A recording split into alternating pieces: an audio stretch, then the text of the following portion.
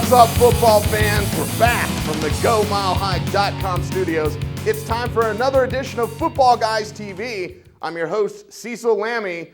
Let's talk a little preseason football on today's show.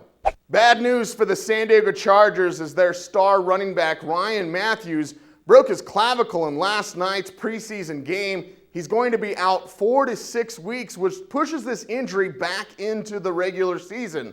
This is very bad news for Mathews, a guy who's already known to be a little bit injury prone. The Chargers were going to use him as the centerpiece of their offense. In fact, Norv Turner said we're going to give him as much as he can handle. Well, looks like he can't handle that much. And at the beginning of the season, even when he's healed and he's healthy, maybe they try to ease him back into the lineup. This obviously affects his fantasy value negatively. And I fully expect Ryan Mathews' average draft position to fall at least one round. So pick him up as a late second-round pick, and you're going to have a strong running back core behind him because we know he can get dinged up.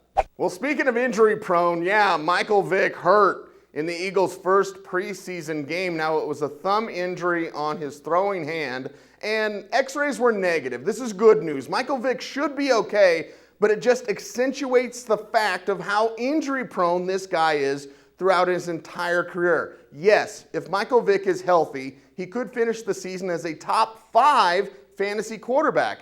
But do you really think he's going to make it through the season unscathed?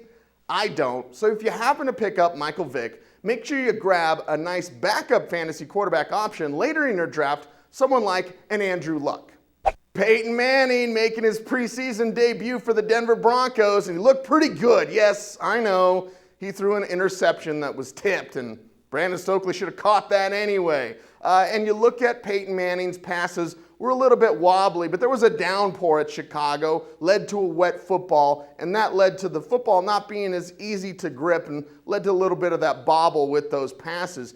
This is very good news for the Denver Broncos as we saw Manning's white jersey stay very clean as the Broncos' offensive line protected him and he really didn't get touched. And that is the mantra for the Denver Broncos this season. So far, so good. Protecting Peyton Manning is priority number 1. If they do that, they could be a Super Bowl contender, and Manning should finish as a top 10 fantasy quarterback.